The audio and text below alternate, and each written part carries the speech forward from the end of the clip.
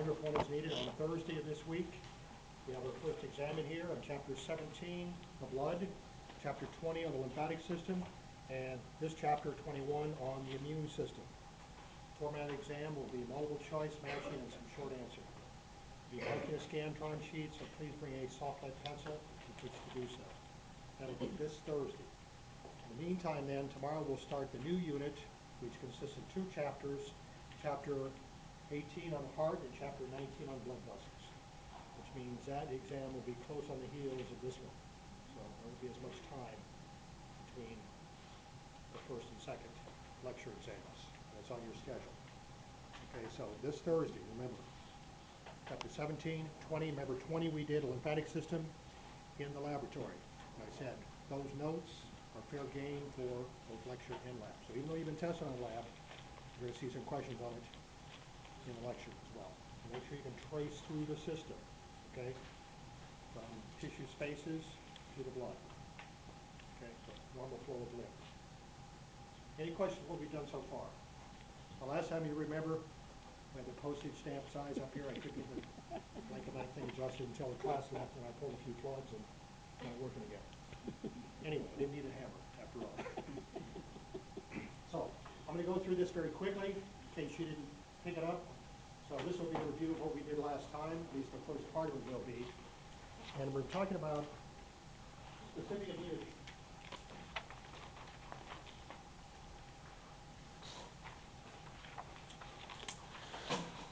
Remember, this is the third line of defense. The first line of defense are the barriers, skin, mucous membranes, and chemicals associated with them, which help to keep things from getting the body in the first place, or failing that, reducing the numbers. Second line of defense are cells and various processes. And this is all non-specific. The cells are phagocytic cells. And what phagocytic cells do we have in the body? Lymphocytes. Neutrophils, of course. Basophils. Macrophage, which are derived from monocytes. The eosinophils. Okay. And of course, they gobble up debris and destroy most of it, including microorganisms. Now, we also have what are called natural killer cells, which are specialized lymphocytes. They're large lymphocytes. But like all lymphocytes, they are not phagocytic. But as the name suggests, they kill other cells. How do they do it? With chemicals they release. So they kill extracellularly, outside the cell. So those are natural killer cells. Again, these are non-specific. Unlike most lymphocytes, which are very specific and target a specific pathogen or cell or viral particle, these are not. Anything regarded as foreign. And how does the immune system know what's foreign and what isn't? It's antigens on the surface. These are molecules on the surface of the cell, viral particle, whatever, that are different than our own. We have our own molecules on our cells called self-antigens or autoantigens. And your immune system recognizes what belongs and what doesn't. And it's very good at selecting and attacking that which doesn't and that which does, your body cells. Okay? We also talked about some other antimicrobial compounds like complement. Complement are a series of proteins that basically circulate in the blood in inactive state. Once they're activated, what do? What's the result of complement activation? What's it do? It lyses or breaks up cells. Actually forms nice little pores in the membrane, which you don't need to worry about. They're called membrane attack complexes. That causes cell counts to leak out. Cell dies. Okay? So these are important. We also talked about interferon. What's interferon do? Also part of the second line of defense. It interferes with viral replication, okay? Viruses are not cellular at all. They're very tiny, even smaller than bacterial cells. In fact, some bacteria, or I should say bacteria, have their own viruses. They're called bacteriophages that get into bacterial cells and do the same thing they do in our cells and plant cells. They take over the cell apparatus to make new viral particles, which is why viruses require living cells. You can't grow them like many bacteria on artificial media. You've got to have a living cell because the virus has no metabolism. It takes over the whole cell's metabolism. It degrades its DNA, uses its DNA or RNA to basically direct the cell activities, to synthesize a protein coat and the nucleic acid. And a virus is basically just nucleic acid, DNA, or RNA, but not both, surrounded by a protein coat. maybe some enzymes, maybe an envelope, but it's very simplistic, but very effective. In fact, most of the diseases that plague humans in the world today are of viral origin. And all viruses are parasites, and some are very deadly parasites and deadly pathogens. In any case, this is part of the second line of defense, the complement and the interferon. What does interferon do? How does it interfere with viral replication? It's secreted by cells that are infected by a virus. Does it protect that cell? Is it infected with the virus? No, it does not. It basically diffuses. It's picked up by adjoining cells that are not yet infected by viruses and causes them to do what? Shut down protein synthesis, which means the virus can't use the cell mechanisms, okay, the host cell when it gets in, to synthesize protein, which it needs, okay? And this is only a temporary shutdown. It shuts down all synthesis, so the cell can't synthesize either, but it's usually a short enough period of time to get rid of the virus, but not kill the cell. That's how it works. Interferon. You've got different types of interferon, you should know. Alpha and beta, they're produced by different cells, but that's basically what they do. And then the gamma interferon is produced by activated lymphocytes, and this basically has another effect, which you should know. Okay? So again, this is all part of second line of defense. Also part of that second line of defense is a mechanism called inflammation. What are the signs and symptoms of inflammation? We've all had it one time or another. Redness. Okay. Heat. All right, the area becomes hotter than normal because you're bringing in more blood. It becomes darkened, okay, reddens or darkens the skin because you're bringing in a greater blood flow. Okay. Swells. It also what? Swells. It swells because there's fluid accumulation. Leaks out of the blood vessels, they get more permeable than normal, and of course that puts pressure on pain receptors, so it hurts. Hurts. Okay, so these are common signs and symptoms. What's the purpose of inflammation? You know, To let it heal. okay, Keep it tries to localized. wall off or localize the pathogen, the disease-causing organism, any toxins it produces too, and keep them from spreading. If you can keep the thing localized, it's much less serious than a body-wide or systemic infection. Okay, and then destroy the pathogen, destroy any toxic byproducts, and then aid in repairing the tissue. And again, it's a non-specific process, not directed against any particular organism, a viral particle. It's basically anything that's foreign. Okay? Then we talked about a body-wide process, part of the second line of defense, which is fever. As you know, many infections are associated with fever. It's elevated body temperature. Okay? What controls the body temperature? I should say, what is the thermostat in the body? It's the hypothalamus of the brain, part of the diencephalon. Okay? It's a series of chemicals that allow that thermostat to be set upward. What starts the ball rolling, so to speak? Something released by the infecting agent, okay? Usually toxins, okay? This causes white blood cells to release what? A chemical called interleukin-1. And again, interleukin, if you break down, it makes sense. Inter means between. Leukin means between leukocytes, white blood cells. So it's a means of communicating. This is the way cells communicate. They can't talk. They use it with chemicals. They release chemicals, and cells that respond to them have chemical receptors that pick up those, that cause a cell to do something. Okay? So interleukin-1. Now what does that do? The toxin causes the white blood cells to release interleukin-1, and those toxins are called pyrogens, basically fever-inducing. And what does that cause? Interleukin-1. What does it cause the hypothalamus to do? Release prostaglandins, which are hormone-like substances that offsets the body thermostat. How does the body temperature come up? What brings it up? You turn up the thermostat. Okay, cell metabolism increases. That increases heat. Okay. Also, you restrict blood flow to the dermis of the skin. That reduces heat loss. And what else? Shivering. And often preceding a fever is what? Chills. That patient may just be complaining of cold all over. But in fact, they're starting to break down with a fever. And of course, chills, okay, muscle contraction. Muscle contraction generates heat, as you know, which is why when you're cold, you shiver. Actually generates heat. That helps to bring the body temperature up. Okay? And then when the fever breaks, okay, the crisis, what happens? How does the body relieve that high temperature? How does it bring the temperature down? Okay, the sweating is obvious, okay. When you sweat, you're dumping sweat on the surface of the skin, mostly water that evaporates. That takes energy to convert that sweat from a liquid state to a gaseous state, the water that is, and that cools the tissue. At the same time, you channel more blood now through the dermis, so like a radiator, cooling off that blood, it circulates back in the core, and you help to cool the body overall. Okay? So again, that's second line of defense.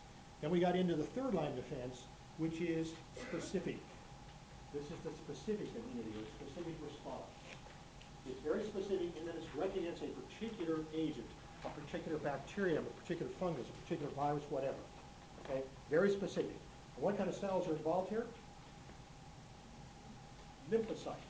Lymphocytes. Remember I said lymphocytes, specific immunity. Okay, now we're going to go a little more depth about that. Okay? So, third line of defense, specific immunity, or the adaptive response. This is what you acquire as you encounter these foreign antigens throughout your life. Okay, very specific. It's body-wide and very important. It has a memory.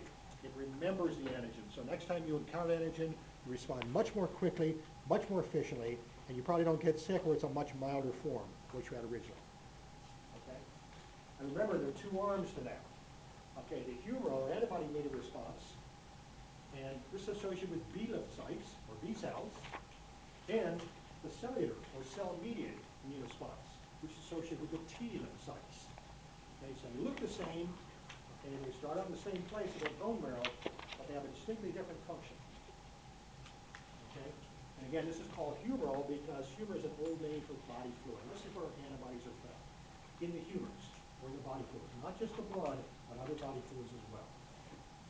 Okay, antibodies are good to help protect us against things that are outside our cells.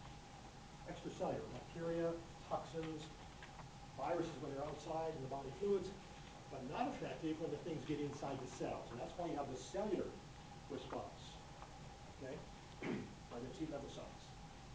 This is good against intracellular parasites, like intracellular bacteria, viruses, which of course have to get into cells to replicate, and also some of these larger parasites too, the protozoans, the fungi, and so on, which are eukaryotic organisms. Okay. Let's review again the antigens and the antibodies. We're looking first at the humoral response, which deals with B lymphocytes. The antigen, again, large molecule. It can be a polysaccharide, a complex carbohydrate. It can be a protein. It can be a glycoprotein, where you've got a carbohydrate covalently bonded to a protein, or a lipoprotein, a fat, okay, covalently bonded to a protein, or whatever. But it's large. And the specific part of the antigen that actually stimulates antibody production is called an antigenic determinant, or epitope. So one antigen may result in the formation of more than one antibody, because it has different antigenic determinants on it. As we mentioned too, there are some molecules that are too small in their own right to generate an antibody response. These are called haptens, or partial antigens. But when they combine with a carrier molecule in the body, often a protein, now they're large enough, and now they can stimulate antibody production. And this is what accounts for a lot of the allergies or hypersensitivities we suffer from. And most of us have allergy to something. Okay, it may be to so-called hay fever, which usually is a pollen allergy. And at certain times of the year, you may break out and be sneezing, wheezing, coughing, eyes are itching, and so on. Okay, and you're inhaling that antigen, and the result is you get this hypersensitivity. Okay, well, the person next to you doesn't bother them at all. Okay, but maybe they're allergic to something else, poison ivy, or maybe there's a drug allergy or a food allergy. So it's because these things in their own right are not antibody inducing, but when they couple with a particular carrier molecule in the body, then they become out. And since that doesn't happen to everybody, okay, we have different allergies we respond to. Okay, poison ivy is a good example. Some people, like I say, they can roll the stuff, doesn't bother them. Other people look at a picture, crack me, or break it out. I'm kidding, but the guy down the street can be burning brush or something, and that oil will travel with the smoke, gets on your skin, you can break out with poison ivy, even though you didn't never touch the stuff. You're allergic. Wow.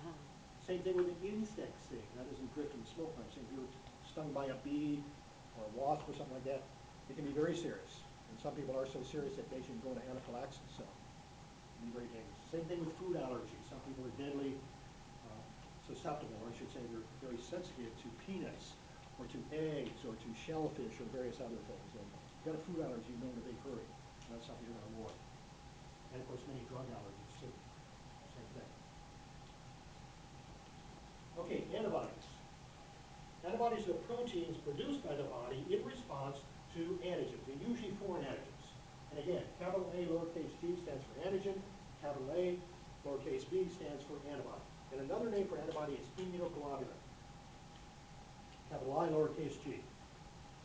Now, the antibody molecule has what are called antigen binding sites. And as the name suggests, that's where it binds where the antigen is determinant of the antigen.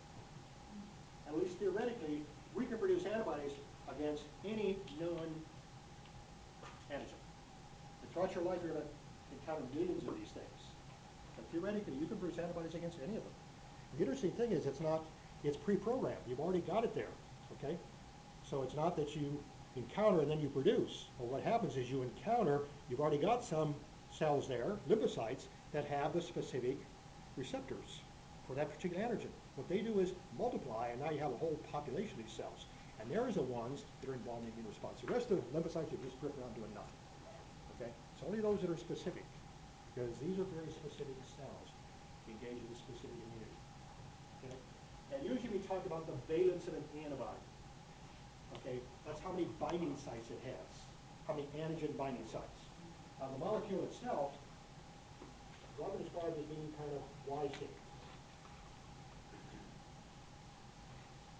Like we see here, this is from your textbook. Okay?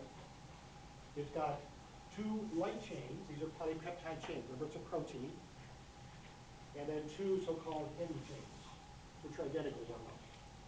And they're held together by these bonds called disulfide linkages, okay, between the amino acids.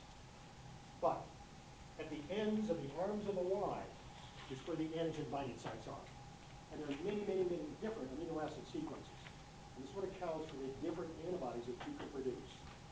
Antibodies specific for different antigens. Okay? So that's the antigen binding site at the ends of the arms of the Y, if you will. And the stem region here is what's called the constant region. There are only 5 different amino acid sequences here. And this is what accounts for the 5 different human antibodies or immunoglobulins that we encounter. As I said before, know these different immunoglobulins. You will see it again, I promise you. Okay? So save yourself a little grief, and so you don't throw away some points, know these. Okay?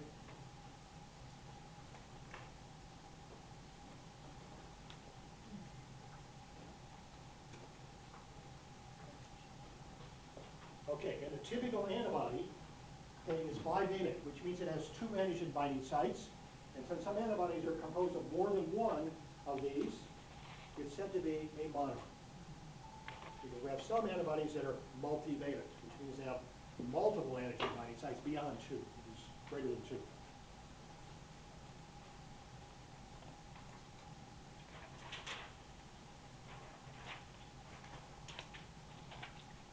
Okay, again, this is just a repetition of what I was talking about. The antibody molecule, 4 polypeptide chains, 2 heavy chains, and 2 light chains, which are identical to each other. At the ends of the arms of the Y are the antigen binding sites. That's where it's going to couple the antigen determinant of the antigen. At the stem of the Y, that's called the variable region. The stem of the Y is the constant region. That's where it's going to basically determine what particular antibody is. And the stem of the Y is what will attach to host cells. As I mentioned, we have host cells, the lymphocytes. We have host cells, mast cells, basophils, eosinophils, to which the antibody will attach by the stem, exposing the antigen binding sites. Okay, so let's go through again these different classes of human antibody. These are the immunoglobulins. Remember, immunoglobulin is antibody, and we use the prefix Ig to stand for immunoglobulin, and then a capital letter to designate the different kinds of human antibody. And I want you to know these, as I said, know the characteristics. This lends itself very well to a matching question. I give you the 5 different classes and say, okay, what's the most prevalent in the serum? And you would say, IgG. No problem. Okay? Immunoglobulin G. And again, don't worry about the numbers. That's just FYI. Usually when I ask about prevalence, okay, or abundance, I'll say most to least. like I did with the white blood cells. Okay? So again, it's the most prevalent antibody in the serum. It's also a monomer, which means what? It has two antigen binding sites. It can cross blood vessels, get into the tissues. It also can readily cross the placenta from the maternal into the fetal circulation. And this is what provides passive immunity to the newborn. The newborn has had no exposure to these pathogens, to the mother's infection, okay? But as soon as it's born, it starts to encounter microorganisms, some of which are pathogenic. Unfortunately, the mother has passed antibody that she has formed against diseases which she's been exposed or been immunized against, and these get into the fetal circulation. So the fetus is born with some protection from the mother as a result of these IgG antibodies that cross from maternal rather to fetal circulation. These antibodies are very good at protecting against circulating bacteria and viruses. Also, they neutralize bacterial toxins. And many diseases are caused by toxins produced by the pathogen. They're involved in complement reactions. In other words, they activate complement, causing cell lysis when the complement is activated. And they enhance phagocytosis. How they do that? They coat cells. Okay? And when they coat the cells, this facilitates phagocytosis.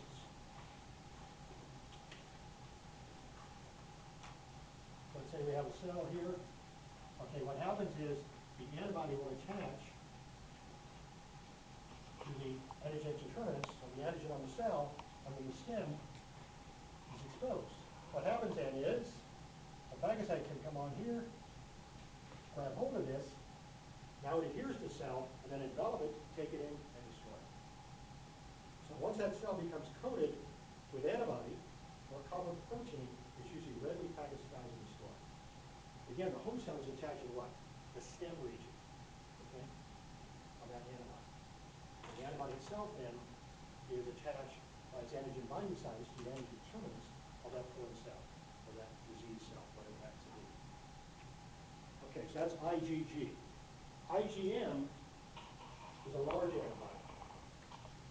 Immunoglobulin M. This is a pentamer. Pent means 5. So what you have here are 5 monomers connected to one another. So how many antigen binding sites would you have here? 10. You got 10, or you got 5 monomers, each with 2 antigen binding sites. 5 times 2, 10. Okay? This is the third most abundant in the human plasma. Number 1 is IgG. Number 3 is IgM. But notice something very important. It is the first antibody to appear on initial exposure to an antigen. So when you first have an infection, for the first time with some pathogen you've never encountered before, you have a high titer concentration of IgM. And later, that's replaced by IgG, which is a more efficient antibody. And on subsequent exposure, right away you have a high titer of IgG. And that's why you have a much more effective response that second time around, called the secondary anamnestic response. And because of all the antigen binding sites, it's very effective in agglutination of antigen. Okay? If you tie a lot of antigen together from these antigen antibody complexes, that's what you saw, for example, when you were typing blood. That was an antigen antibody reaction. Okay? Simulated anyway. It's involved in complement activation, like IgG, so it helps to bring about lysis. It also enhances phagocytosis the same way. And we even see a few on the surface of B lymphocytes, but not many. Okay. But it's a big antibody, a pentamer. Third human antibody is IgA. Immunoglobulin A. Now, we can find this in the plasma. In the plasma, it's the second most abundant. And there it exists as a monomer with 2 antigen binding sites, like we saw with IgG. But we also see it in a lot of other body fluids.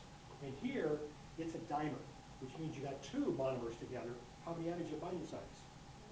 4. Okay, 2 times 2. This is the second most abundant in the human plasma. So number 1 in abundance is IgG in the plasma, then IgA, number 2, and third most abundant being IgM. Okay? And you can see it's found in many body secretions. Our mucus secretions from our mucous membranes, which line much of our many of our organ cavities. We find in our tears, we find our saliva, and again, the mucus produced by the respiratory tract and also the digestive tract. We also find it in seminal fluid produced by males, and breast milk, especially in the colostrum, which is the first secretions of the breast following the liver. And this is what extends that passive immunity. If a mother breastfeeds her child, it's very healthy for the child because that child is getting antibodies, IgA antibodies, in that breast milk, which extends the passive immunity. And that's why breastfed babies tend to be healthier than bottle-fed babies, where there is no antibody. And they're very important. They help you prevent the attachment of pathogen. Again, a pathogen means a disease-causing organism to the mucosal surface. And young children especially suffer from diseases associated with the GI tract, a lot of gastroenteritis. Yes? Is there a particular reason why they're in the seminal fluid? Why they're what? Why they're in the seminal fluid? Why they're in the seminal fluid? Yeah. Just help protect. That's all. Probably in the male reproductive tract, help protect the male reproductive tract. That's all.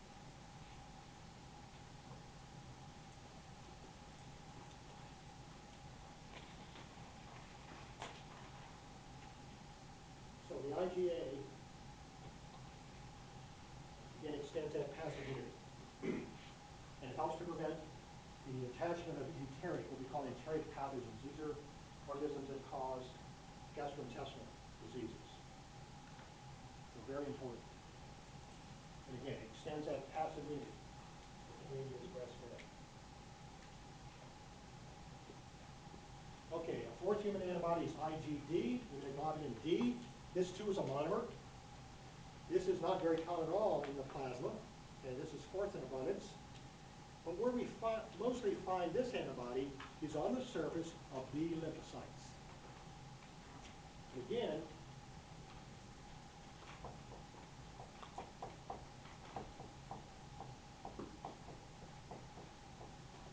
they're attached by the stem of the antibody to the antigen binding sites exposed. Like so. So they act as antigen receptors. So we see IgD mostly on the surface of B lymphocytes. And again, the stem of the antibody is attached to the host cell. Antigen binding sites are exposed. When those antigen binding sites come in contact with antigen determinants of foreign antigen, that helps to stimulate and wake up that lymphocyte. Because until it's stimulated, it does nothing. It's just there, drifting in circulation. And again, because this is very specific, the antibody is very specific, it's only going to be stimulated by specific antigens.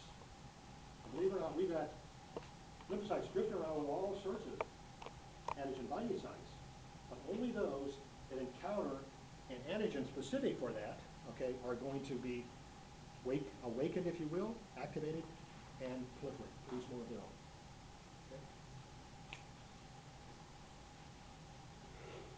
Okay, the last, and this, by the way, does not cause complement reactions, nor does it cross the placenta. Okay, the last one, IgE, again, it's a monomer to antigen binding sites. It too is very rare, probably the rarest of all in the normal blood. It too is found mostly on cell membranes, but not B lymphocytes.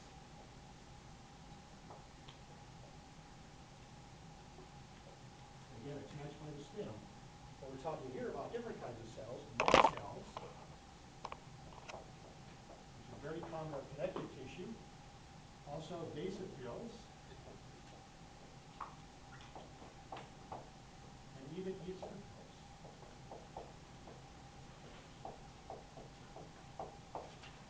So again, they're attached to the host cell by their stem, antigen binding sites exposed.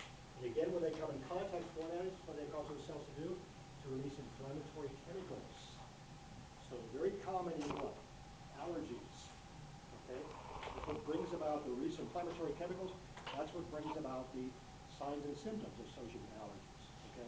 The coughing, the sneezing, the excess mucus secretion, sometimes itching, okay, burning the eyes and itching, feels like it's in the ear or something like that. You've all had those experiences when you've had an allergy. Okay? Okay, and also you can see that they're very abundant when you have an allergic reaction, and also thought to help protect against multicellular parasites. And remember, what do eosinophils do? They attack To attack parasitic. multicellular parasites. So when you have an infection, particularly like with a worm, okay, a tapeworm, a fluke, a parasitic roundworm, you often have a high eosinophil count, eosinophilia. Okay. Any questions on this? Know this. Hint, hint, hint, hint. All right? You will see it again, I promise you.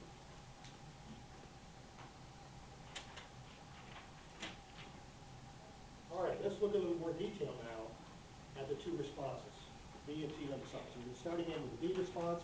We've looked now at antigens and characteristics of antibodies as well. Now let's look at what they do. All right, as you know, all blood cells start out in the same place. The red, or the blood cell forming tissue of the body is the red bone marrow. And all cells start out from the same stem cell, okay? The hematopoietic stem cell or the hemocytoblast. And based on the influence of hormones, they take one developmental line or the other. This applies to red blood cells. What's the hormone there? Erythropoietin. Erythropoietin. In the process called erythropoiesis, okay? It applies to white blood cells. What are the hormones there? There's more than one because you have more than one white blood cell. What do we call them? What do I call them? Colony. Colony stimulating factors, okay? They have fancy names, we can just call them colony stimulating factors. That's called glucopoiesis, okay? And, okay, all of them they all start from the same stem cell. They go through different pathways depending on the influence of the hormone, okay? And you can see here, the B lymphocytes, of course, they remain in the bone marrow to mature. The fetus cycle occur in the liver, and then they migrate out to lymphatic organs. And this is where they encounter the foreign antigens. So the lymph nodes, the spleen, the MALT, these patches of lymphocytes scattered around the body, as you know. And here is where they encounter the foreign antigens, for the most part. And again, we see most of them outside the blood. We call them white blood cells, but they basically use the blood to get where they're going, which is some lymphatic organ. So for the most part, they encounter these foreign antigens in these lymphatic organs, the lymph nodes, the spleen, and so on. Okay? As we said, the mature B cell has thousands of antibodies. What kind of antibody? IgD on its surface. Again, they're attached by the stem, antigen binding sites exposed. And again, they're very specific. Those antigen binding sites only respond to a specific antigen. And it's only those B lymphocytes that have the antibodies with a specific antigenic or antigen binding sites for that specific antigen that are going to be in the picture. They're going to be stimulated, they're going to reproduce and produce tremendous numbers. While the rest of the lymphocytes are out of the picture. They don't play a role in the response. Okay, and again, the B lymphocyte is activated when the antigen reacts with its specific antibodies on its surface to that specific antigen. Okay? Once that B cell is activated, then it produces more of its own, and most of the cells then will become plasma cells. The plasma cells are the cells that actually produce and secrete into the body fluids the antibody. Some, however, will become what are known as memory B cells because they remember the antigen. So next time it's encountered, they can respond much more quickly and produce antibodies for that specific antigen much more quickly, much more efficiently, and you can destroy it, basically, or destroy the pathogen which is attached to it very quickly, and you don't get sick, or it's very mild. Because your response is so quick compared to what you had the first time around.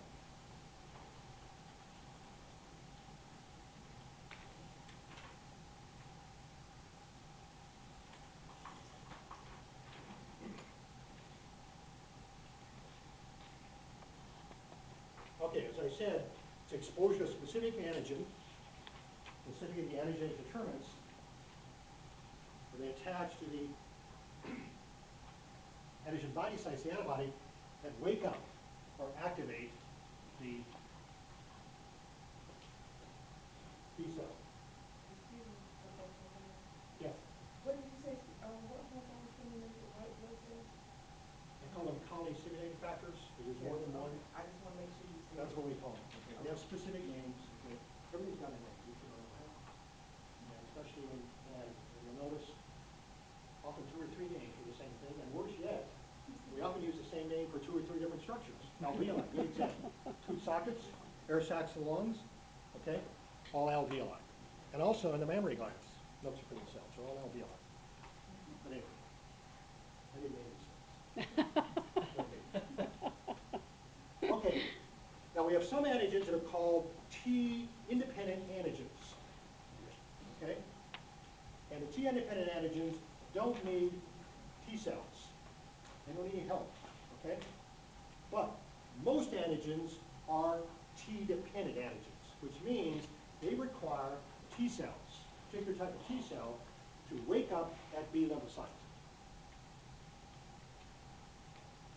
So, for example, bacteria, foreign blood cells, foreign proteins, hapten carrier molecule combinations, all require a T cell to wake up these B cells. So it's not just exposure to that foreign antigen, but they need the help of this T cell as well.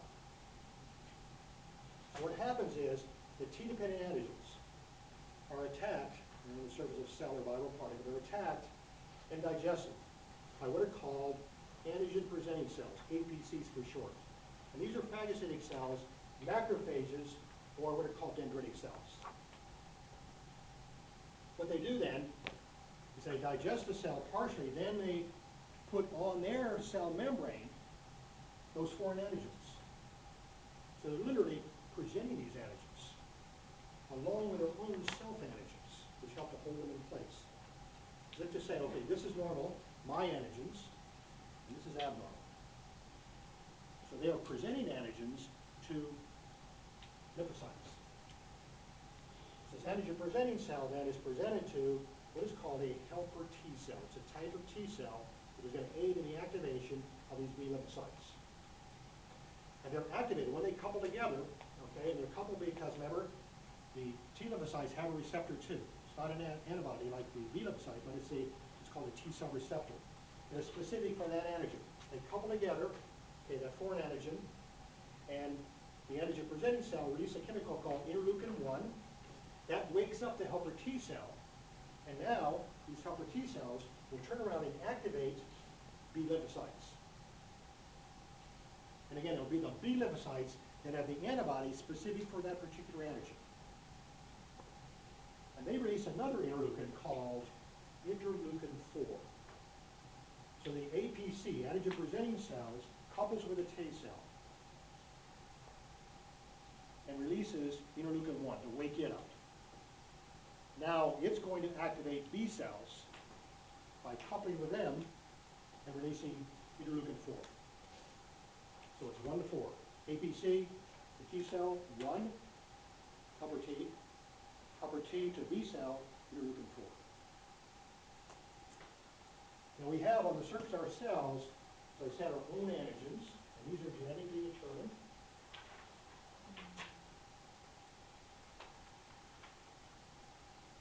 These are called major histocompatibility complex antigens, or sometimes called human leukocyte antigens.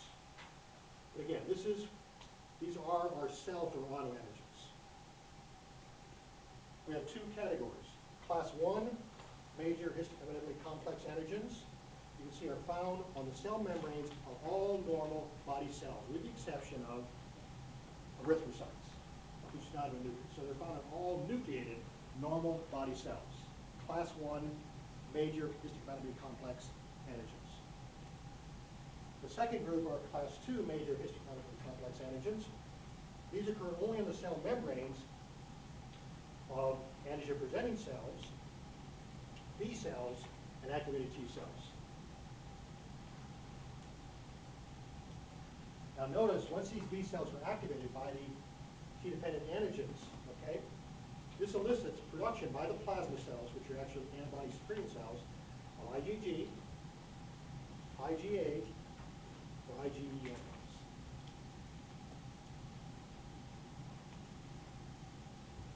And this is the path that most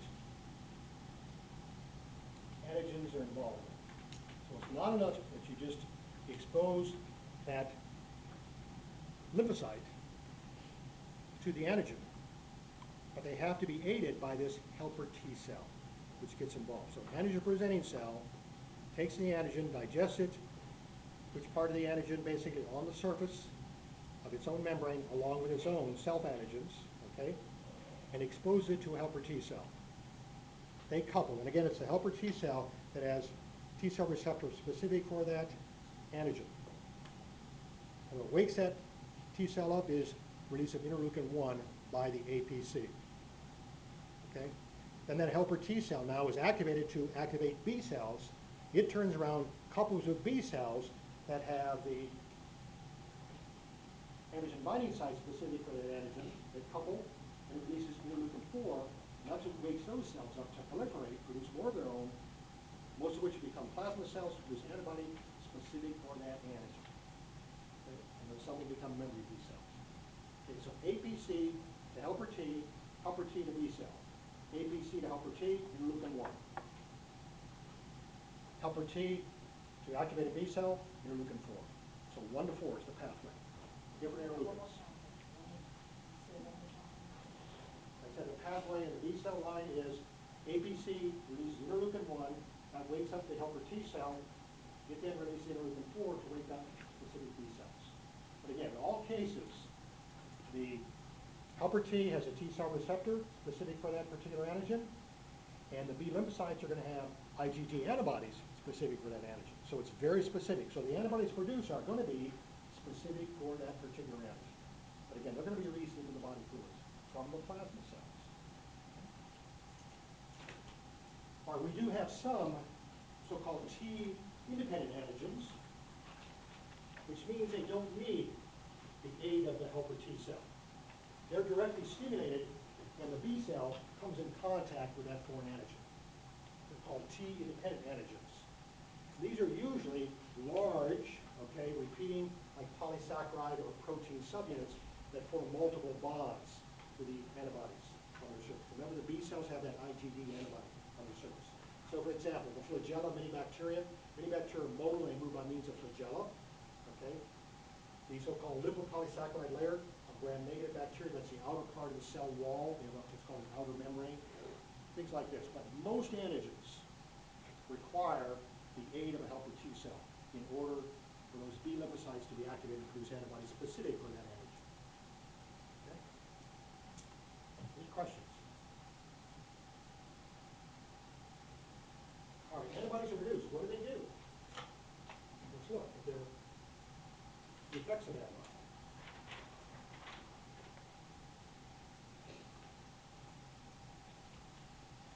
Okay, one thing is so-called neutralization. Now, the antigen antibody will physically connect with one another. Neutralization, basically the antibody attaches to the active sites of toxins or the molecules that are on the surface of bacteria or viruses which allow them to attach to those cells. If you can prevent their attachment, you can prevent them from establishing infection. And this is why when you have an infection, what often happens, especially respiratory, excessive mucus secretion, because what you're trying to do is flush that agent out of the body. That's why, too, the body fluids, the infection are often full of microorganisms. Because your fluid is washing all these things out. Not all of them, but a lot of them.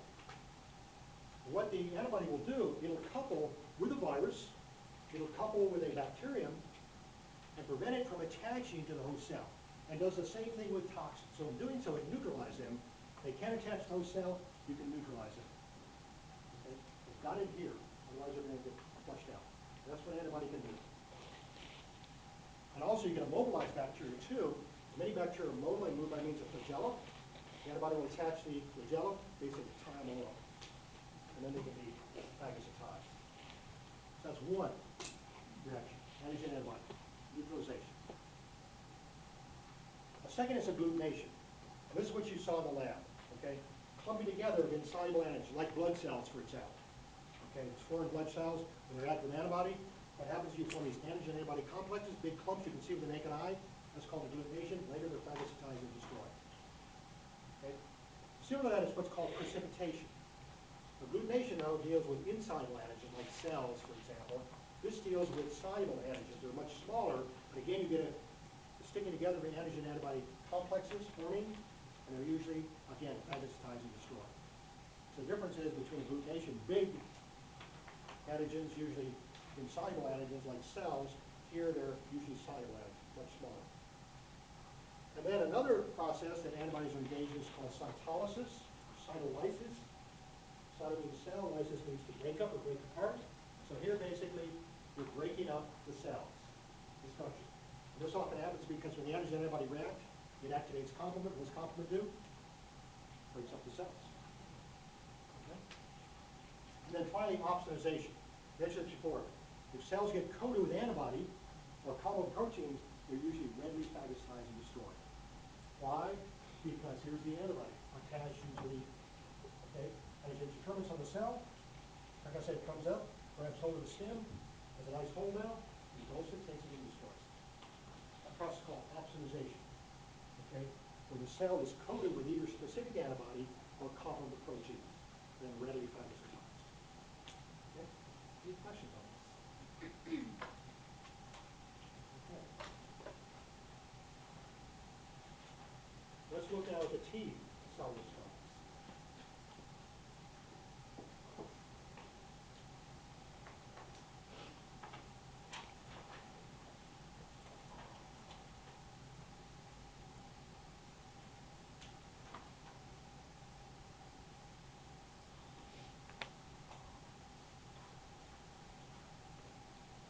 Again, this is cell mediated.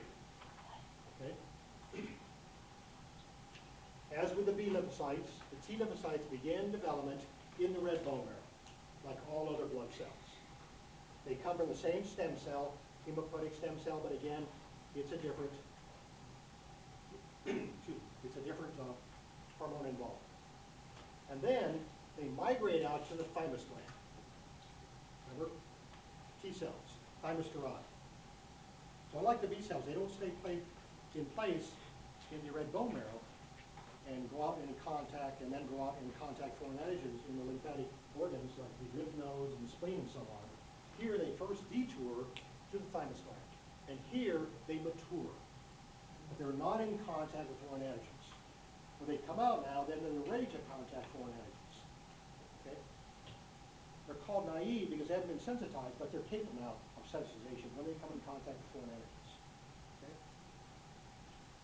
So once they mature in the thymus gland, where they don't contact any foreign antigens, then they go out and get a job. Okay? They go out to the spleen and the lymph nodes, and that's where they contact foreign antigens. So that's the B cells, like I said. So the B cells go right out, right from high school, go out and get a job. All right?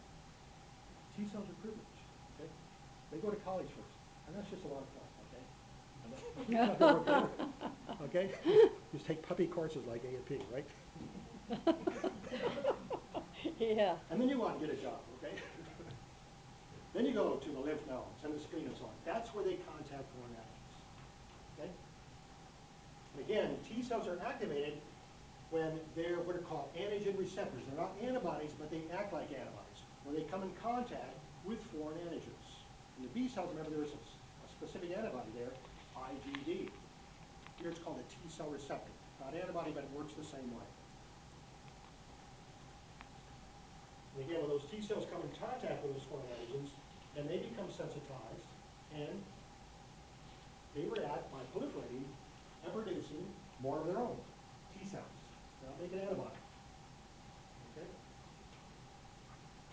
But again, these T cells are, again, very specific for the antigen that stimulated them.